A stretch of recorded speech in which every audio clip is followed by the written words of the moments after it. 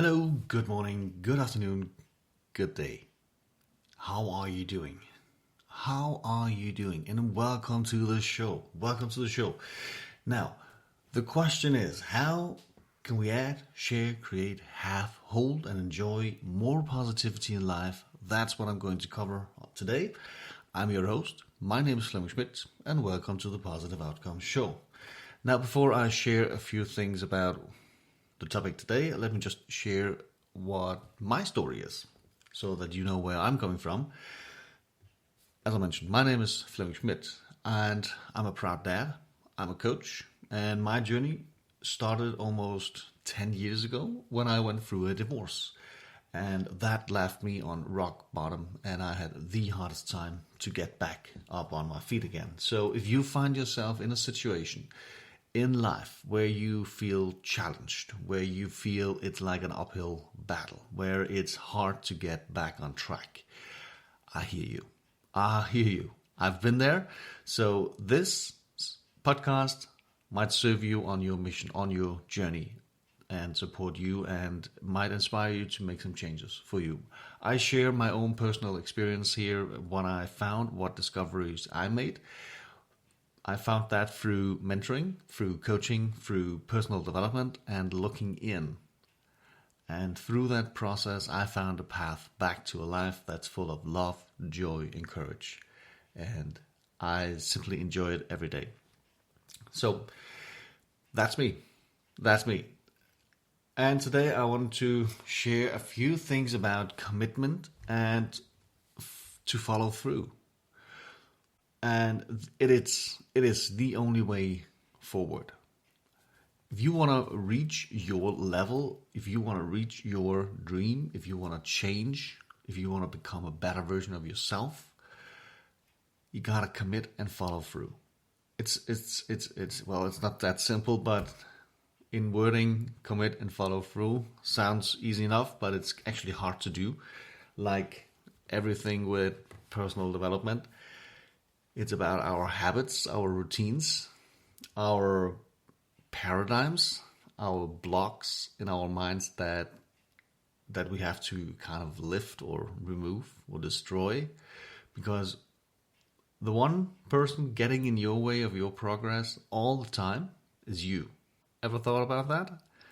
The one person getting in your way is you.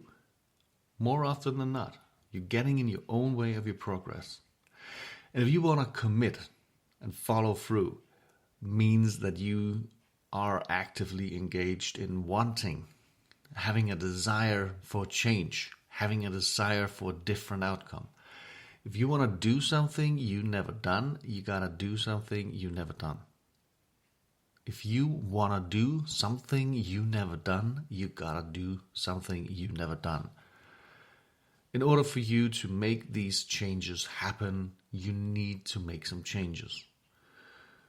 And for me, how that looked like, I wasn't aware of the tasks that I did.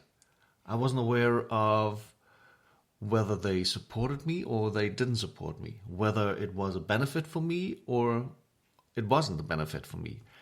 I literally just lived life on autopilot.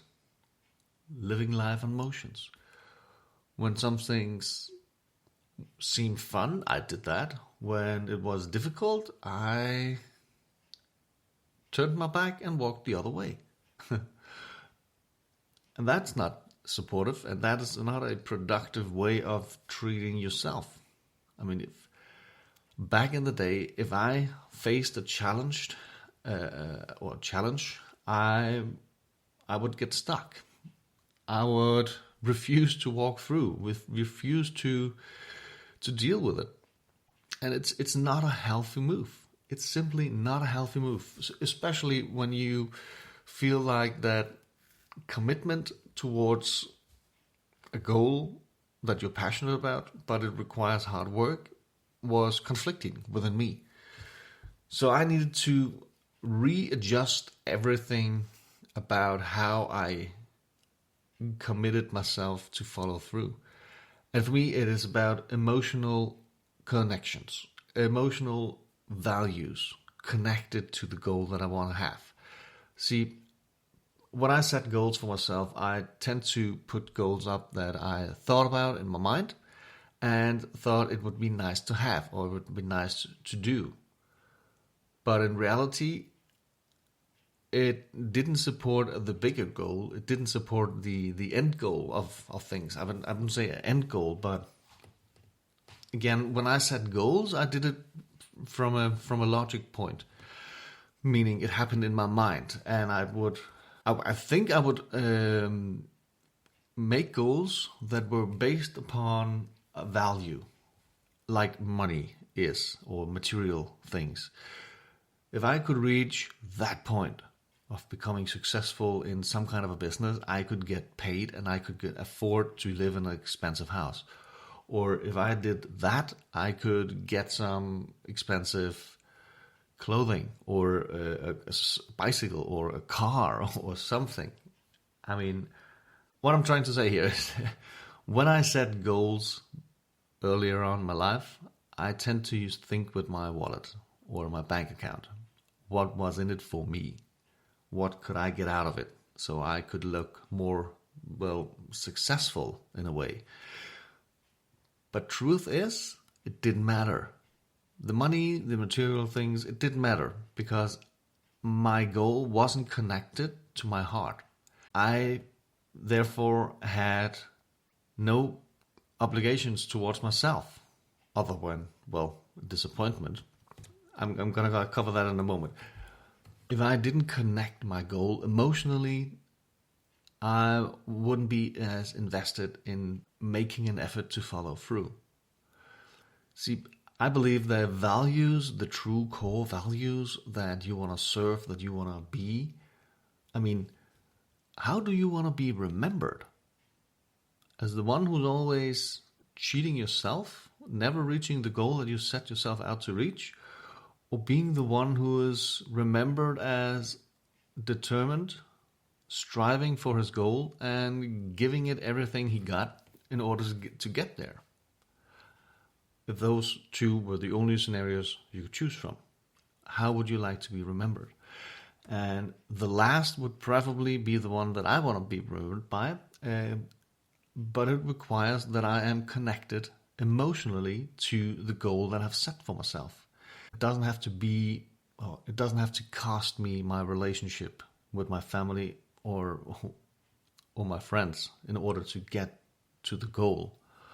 Some people seem to think that it is necessary to spend all the hours in the day and forget about or neglect the important stuff in life. And the important stuff, that is health, family, friends, feeling freedom, living a stress-free day-to-day life. That, my friends, that is the core value, and that is what it should all be about. The closest values you have to hold on to. About the disappointment part. Have you ever tried to set a goal for yourself, and if you didn't meet or get to that goal within a certain time frame, you were disappointed in yourself. You were disappointed in your efforts. Rather than feeling disappointment, how about being a bit more constructive? Let's say it like this. How about your steps? What did you do? How did it support you? And how could you improve that? So the next time you set a goal for yourself, feel more prepared, more engaged towards reaching the goal and knowing what kind of steps that you need to take. That's one thing. The second part is, if you do not reach your goal, if you don't get it done, but you know that you did your best, the absolute best of trying to get there, forgive yourself. Don't be angry with yourself. Don't yell at yourself in your mind. And I think you know what I speak about, because we tend to be very harsh on ourselves if we don't get the things done that we have set ourselves out to do. So don't be so hard on yourself, but rather learn to forgive yourself. It is okay to fail. It's a learning process. failure is a learning process, and we can learn so much every day. We just have to be aware of it and vulnerable and accept that failure is okay. It's a good thing. It's a learning process, because tomorrow we can make a difference for ourselves. It might not be the hugest or the biggest impact. Nevertheless, it still has an impact. It still creates momentum. And it still creates that feeling of commitment and that you want to follow through. So go ahead and connect to your goal emotionally. And remember to follow through. Whether you reach the goal or not, follow through. Failure is alright. It's a learning process. But don't get disappointed, please. I mean, commit and follow through. But if you don't reach it, look back. What did work? What did you do? What worked? What didn't work? And how can you improve it for the next time? And again, if you don't reach it, don't get hard at yourself about yelling at yourself, but rather forgive yourself. I hope this has served you on your journey.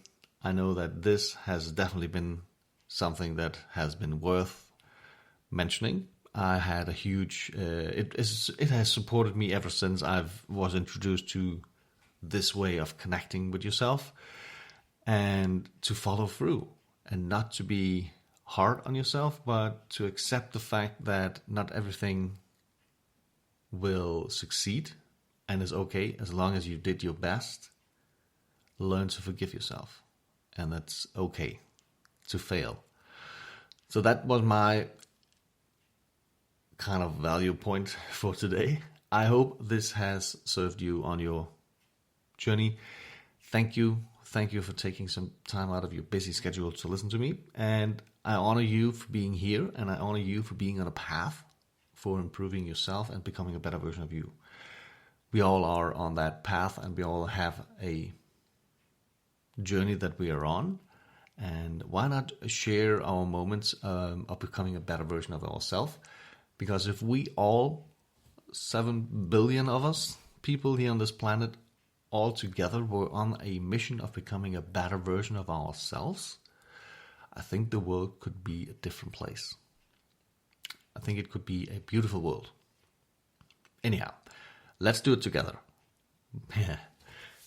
Take care, stay safe, be happy, and live fully.